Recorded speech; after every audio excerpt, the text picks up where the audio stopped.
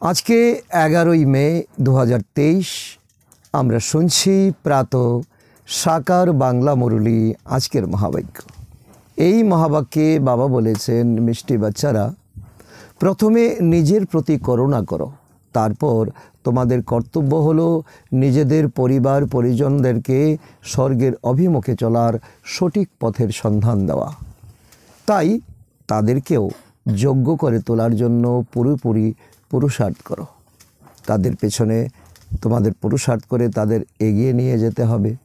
প্রশ্ন, তোমরা কোন রেসের আধারে শিবালয়ের মালিক হয়ে যাবে? সহজ বিধি বা পদ্ধতি কী?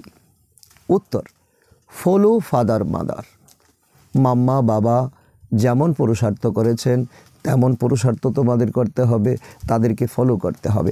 কেবল এক জন্ম পবিত্রতার প্রতিজ্ঞা করো, নরক থেকে মন সরিয়ে নাও। শিব বাবা তোমাদের জন্য শিবালয় স্থাপন করছেন, যেখানে তোমরা চৈতন্য স্বরূপে রাজত্ব করবে শতযুগে বৈকুণ্ঠে। জীবন ধারণের জন্য কাজকর্ম করতে থেকেও বাবাকে এবং স্বর্গকে স্মরণ করলে রাজত্বের তিলক প্রাপ্ত করবে, অর্থাৎ শিবালয়ের মালিক অবশ্যই হয়ে যাবে। আজকের গীত, তুমি মাতা, তুমি পিতা, তুমি বন্ধু, তুমি সখা। ওম শান্তি। কিছু না কিছু মুখে অবশ্যই বলতে হয়। ভক্তি তো নিয়ম ছিল, এখনও সে নিয়ম আছে। ওম শান্তি কিংবা নমঃ শিবায় তোমরা অনেক অনেক বলে এসেছো, বলে থাকে না পরমাত্মায় নম। আমরাও বলি। এই সময় জ্ঞান মার্গে এসে ওম শান্তি, এই এক শব্দ উচ্চারণেতে অনেক অনেক কিছু সমাধান হয়ে যায়। এই কথা বলার মাধ্যমে আমরা নিজেদের আর আমাদের বাবার পরিচয় প্রদান করি, যা নাকি এখন প্রত্যেকটি আত্মার প্রয়োজন। ভক্তগণ মহিমা কীর্তন করে, তমৈব মাতাশ্চ পিতা তমৈব, তমৈব বন্ধুশ্চ সখা তমৈব। কিন্তু তোমরা তো তার সন্তান, তোমরা তো এমন বলবে না। তোমরা ভক্তি করে এসেছো 2500 বৎসর ধরে। ভক্তি মার্গে ভক্তরা যার মহিমা কীর্তন করে, আজ সেই পিতা, পরমপিতা পরমাত্মা তোমাদের সামনে বসে রয়েছেন। তিনি টিচার হয়ে এসেছেন, আর তোমরা এখন স্টুডেন্ট হয়ে বসছো। তোমরা এখন শিখছো। আগামী দিনের ভবিষ্যৎ তোমরা। এক সময় তিনি আমাদের সামনেই ছিলেন, এখন আবার তিনি সামনে এসেছেন। প্রতি কল্পে তিনি সামনে আসেন। বাচ্চারা, এই সকল কথা শুধুমাত্র তোমরাই এখন জানো, যা ভক্তরাও জানে না। বাচ্চারা, তোমরা জানো যে একমাত্র সেই বাবাই রয়েছেন যার মহিমা কীর্তন হয়। বাস্তবে তিনিই হলেন সমস্ত মহিমার ঊর্ধ্বে। যা ভক্তিতে করে এসেছো তা ছিল তোমাদের ছিল সে ভক্তি, তোমাদের ছিল সেটা অন্ধকার, আর এখন তোমরা দিনে পৌঁছছো। বাচ্চারা, এই বাবা তোমাদেরকে এখন কত সুখ প্রদান করছেন। ভক্তিতে তোমরা কোনো সুখ পাওনি, যার ফলে পরবর্তী 21 জন্মের জন্য, অর্থাৎ শতযুগে ত্রেতাযুগে তোমরা কখনো দুঃখী হবে না, গ্যারান্টি জীবন প্রাপ্ত করবে। এমন বাবার সামনে বসে তোমরা রয়েছো না? তোমরা জানো যে ইনি আমাদের অসীম জগতের পিতা, যিনি আমাদেরকে স্বর্গের সুখ প্রদান করার জন্য সেবা করছেন। তিনি সেবাতে উপস্থিত, তিনি অবিডিয়েন্ট সার্ভেন্ট নিজেকে পরিচয় দিচ্ছেন। বাবা সর্বদাই বাচ্চাদের রচনা করে না, সেবার মাধ্যমে তাদেরকেই যোগ্য করে তোলেন। লৌকিকে যেমন, পারলৌকিক পিতাও তেমন সেবা করে যাচ্ছেন। বাবা যেন বাচ্চাদের গোলাম হয়ে যান, বলেন, I am your obedient servant. লৌকিক পিতাও বাচ্চাদের লালন পালন করার জন্য কত মেহনত করেন। দিন রাত একই চিন্তায় তারা থাকেন যে সেবা করে কিভাবে বাচ্চাদেরকে যোগ্য করে তোলা যায়। লৌকিক পিতা তো এই সীমাবদ্ধ জীবনের রচনার গোলাম, অল্প সময়ের জন্য, এক জন্মের জন্য। আর এই পরমপিতা পরমাত্মা হলেন অসীম জগতের পিতা। এই পরমাত্মা বলেন, বাচ্চারা, সম্পূর্ণভাবে শ্রীমতকে অনুসরণ করো আর সম্পূর্ণ উত্তরাধিকার প্রাপ্ত করে স্বর্গের মালিক হও। বাচ্চাদের প্রতি বাবার সর্বদাই দয়া ভাব থাকে। বাবা করুণার সাগর। সেন্সিবল পিতা চাইবে যাতে বাচ্চারাও আমার সাথে সাথে প্রকৃত উপার্জনের পথে চলুক, বাচ্চারা যেন পেছনে পড়ে না থাকে। লৌকিক পিতা তার লৌকিক বাচ্চাদের আধা কল্প ধরে বাহ্যিক রূপে লালন পালন করতে থাকে, শারীরিক লালন পালন, মেধার লালন পালন ইত্যাদি ইত্যাদি। বাচ্চাদেরকে লালন পালন করে তাদের বড় করে তোলেন, জীবনের উপযুক্ত করে তোলেন। লৌকিক পিতা তার সন্তানের জন্য উইল করে দেন, সম্পত্তি রেখে যান, অনেক অনেক কিছু করে যান। তারপর দেহত্যাগ করে পুনরায় নতুন জীবনে চলে যান, নতুন জীবন গ্রহণ করেন। এটাই হলো ড্রামার রহস্য।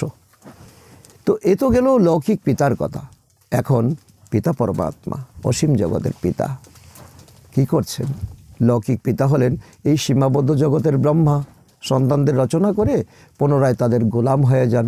তাদেরকে লালন পালন অনেক পরিশ্রম করতে হয়, জীবনকে অনেক অনেকভাবে স্যাক্রিফাইস করতে হয়, পাছে বাচ্চারা কুসঙ্গ পরে অধঃপতনে না চলে যান, এই খেয়ালও তাদের রাখতে হয়, নাম যেন বদনাম না করে। কিন্তু এ তো হলো স্বল্পকালের জন্য, এক জীবনের জন্য।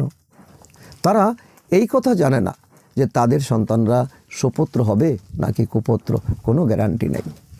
কুসন্তানরা একেবারে নাম বদনাম করে ফেলে তারা উত্তরাধিকার সূত্রে পাওয়া পিতার সম্পত্তির বাজে খরচ করে উড়িয়ে দেন, দেউলিয়া হয়ে যায়। এই জন্য অনেক সাবধানতা অবলম্বন করতে হয়। অসীম জগতের পিতাও কত চিন্তায় থাকেন। তিনি বলেন, তোমরা অধিকার নাও আর নিজেদের রচিত সন্তানদেরকে এই উত্তরাধিকার দাও। তোমরা যখন এগিয়ে যাবে, সন্তান কেন পিছিয়ে থাকবে? তাদেরকেও এগিয়ে নাও। তবু কুপুত্ররা বাবার কথা শোনে না। বাবা বলতে থাকেন যে পড়াশোনা করো, এই স্পিরিচুয়াল নলেজ ধারণ করো। তবু তারা পড়াশোনা করে না, পবিত্রতাকে ধারণ করে না, জাহান নামে যায়।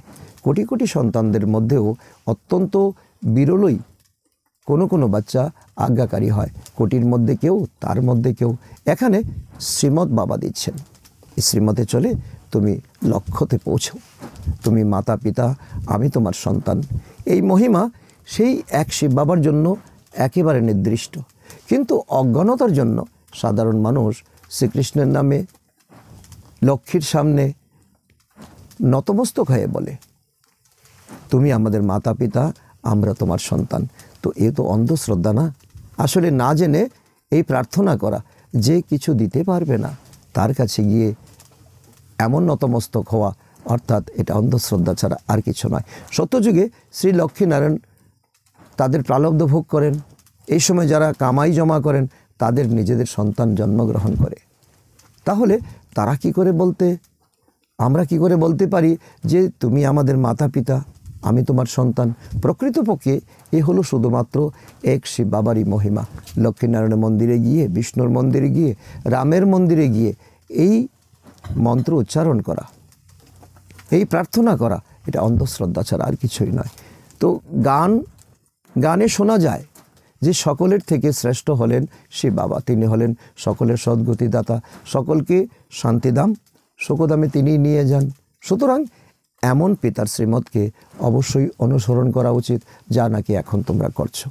বাচ্চারা একথা বুঝতে পারে যে অসীম জগতের এই মাতা পিতার থেকেই পরবর্তী 21 জন্মের জন্য নিবিড় সুখের প্রাপ্তি হয়। কিন্তু অত্যন্ত বিরলই কেউ এমন শ্রীমতে চলতে পারে, কোটির মধ্যে কেউ, তার মধ্যে কেউ। এই পথে শ্রেষ্ঠ উত্তরাধিকার প্রাপ্ত হয়, গ্যারান্টি জীবন প্রাপ্ত হয় 21 জীবনের জন্য। বাবা আরও বলেন, বাচ্চারা, আমি তোমাদের জন্য নিজের হাতে করে স্বর্গের সুখ নিয়ে এসেছি। যখন তোমরা শ্রীমত অনুসরণ করবে, তবেই তোমরা এর যোগ্য হয়ে উঠতে পারবে। প্রতিটি পদক্ষেপে বাবার থেকে রায় নাও, কি করতে হবে কি না করতে হবে। শ্রীমত অনুযায়ী না চললে উচ্চপদ কখনো প্রাপ্ত করবে না। স্বর্গে শ্রী লক্ষ্মী নারায়ণের রাজত্ব ছিল, একথা কারুর জানা নেই।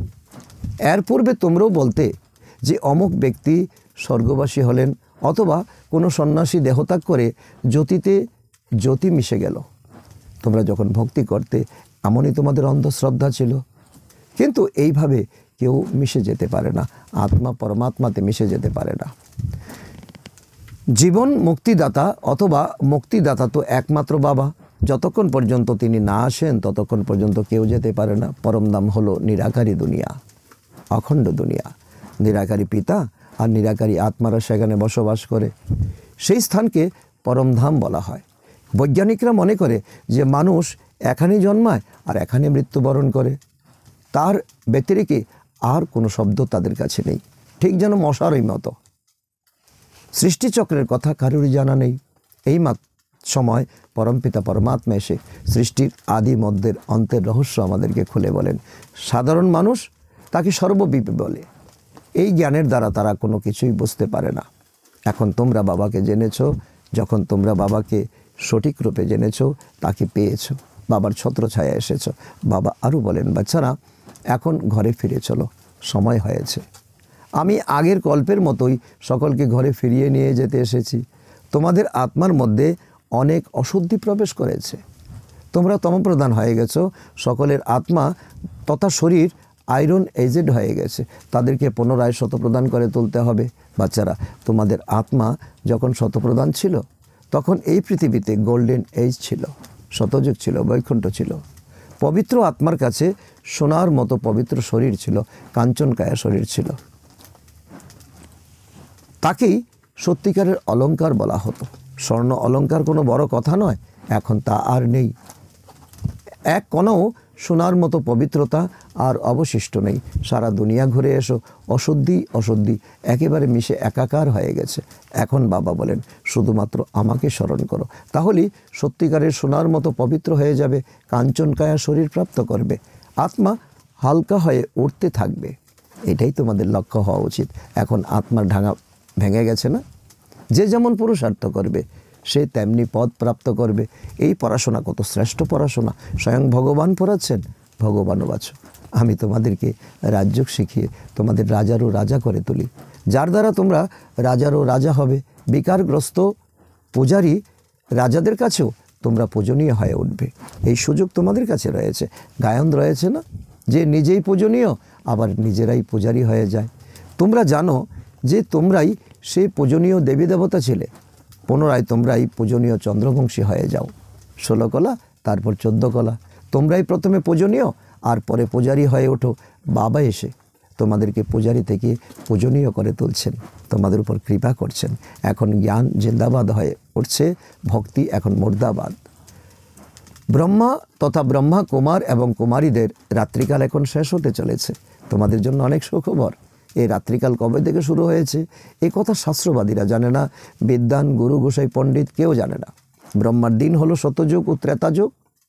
দ্রাপর যুগের আদিকাল থেকে রাত্রিকাল শুরু হয়, এখন কলিযুগের অন্ত পর্যন্ত তোমাদের রাত্রিকাল চলছে।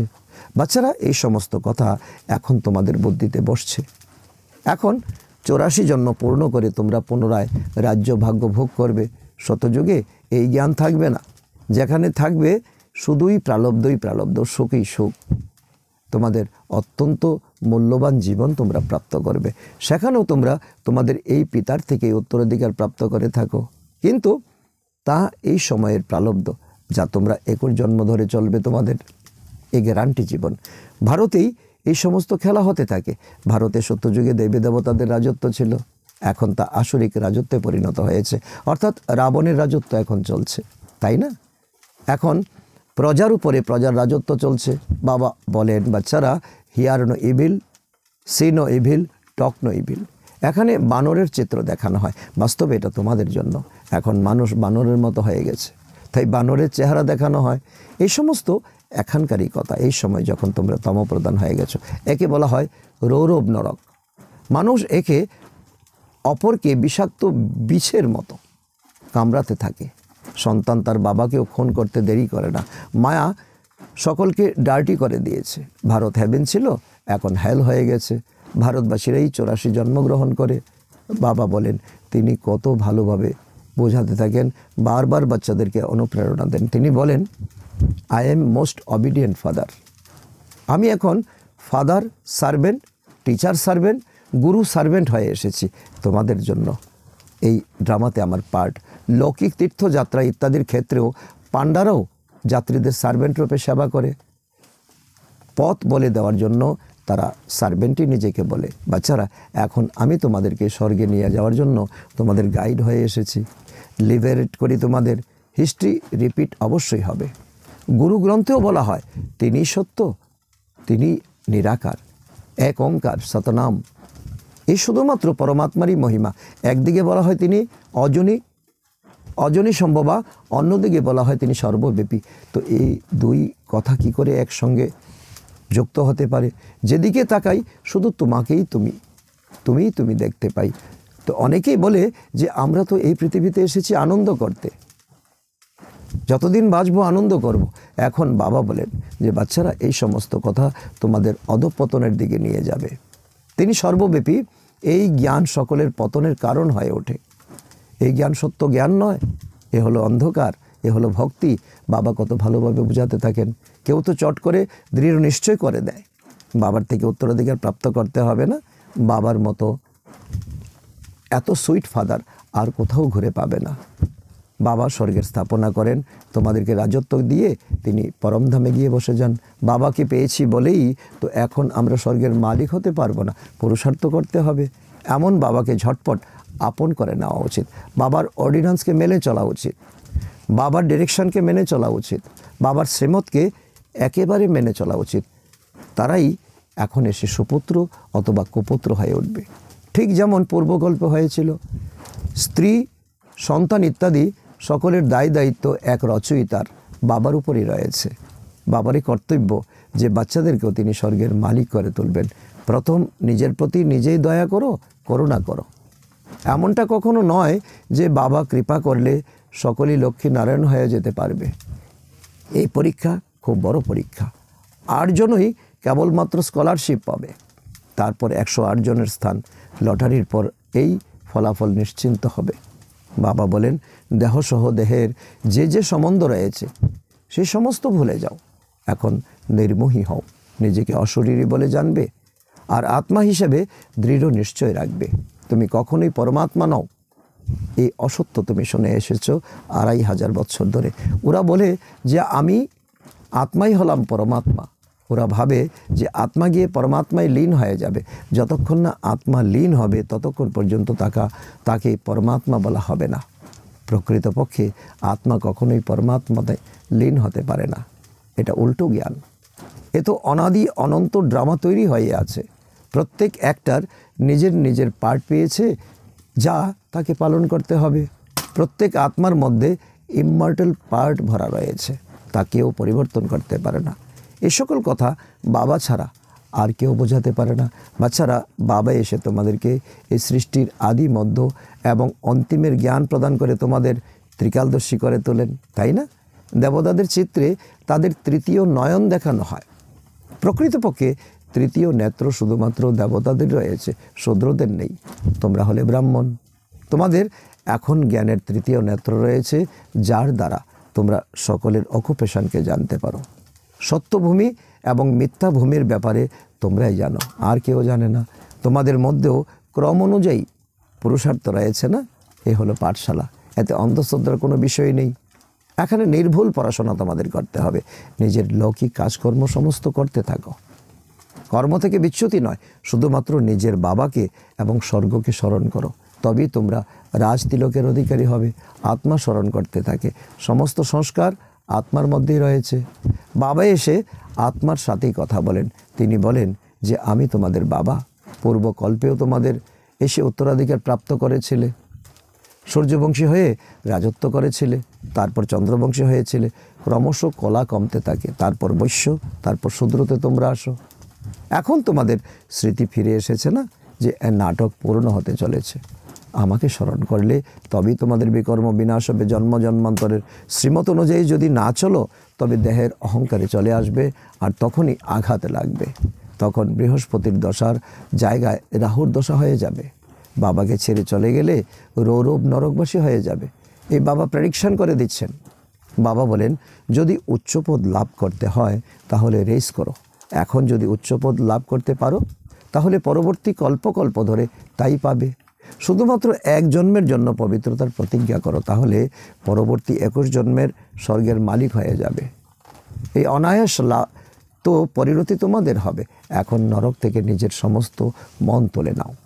এখন শিব বাবা তোমাদের জন্য শিবালয় স্থাপন করছেন, যেখানে তোমরা চৈতন্য দেবতারা রাজত্ব করতে পারবে। তাহলে তোমরা কি শিবালয়ের মালিক হতে চাও? ফলো ফাদার মাদার, একমাত্র পদ্ধতি। যা মাম্মা করে গেছেন, বাবা করে গেছেন, তো বাবার মাম্মার কদমে কদমে রেখে তোমরা এগিয়ে যাও। বাচ্চারা, যা কিছু রয়েছে এখানে তা সব তো তোমাদেরই জন্য।